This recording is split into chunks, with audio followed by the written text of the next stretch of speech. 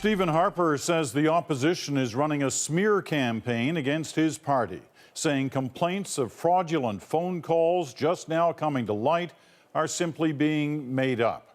But so far, Elections Canada hasn't come to that conclusion. We already know it's investigating allegations of misleading calls in Guelph, Ontario.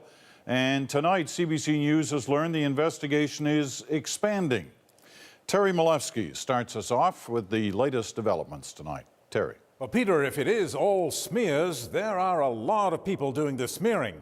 Plus, with all of those bogus election calls from the so-called Pierre Poutine, the scandal now has a catchy name to conjure with.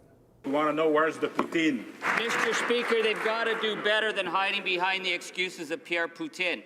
But the government says it's an innocent victim, and it defies the opposition to prove its case. Otherwise, I think we just conclude this is simply a smear campaign without any basis. We've got the gun sitting here, and we've got this plume of smoke hanging over the gun, but the Conservative says there's no proof that the smoke is in any way related to the gun. But the government's line never changed. This is an unsubstantiated smear campaign led by the opposition parties. These are smears that have appeared out of nowhere. This is a typical Liberal tactic. Where's the beef? Where's the proof? Smear campaign, unsubstantiated, a completely unsubstantiated smear campaign. Still, for a week now, the complaints have been pouring in from coast to coast. It's a low-down scheme to take their right to vote away. Voters in Saanich Gulf Islands received fake phone calls claiming to be from Elections Canada, telling people their polling stations had moved. The stories come from candidates and voters. I mentioned to my spouse that there was probably something very fishy and that it was probably some sort of illegal activity. In North Bay, Liberal Anthony Rota lost by just 18 votes.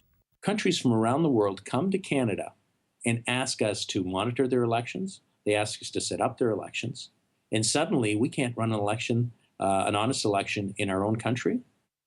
I find it very, very distasteful. It's incredible that in a modern democracy that you could have that kind of thuggery. Ce sont juste des histoires fabriquées. The Prime Minister calls them all fabricated stories. But tonight, CBC News has learned that Elections Canada is set to interview staff at RMG, a phone marketing company that's extensively used by the Conservatives. That doesn't mean they'll find anything amiss, but having official investigators poking around is not exactly good news for the government, Peter. Terry's outside the House of Commons in Ottawa tonight. Thanks, Terry.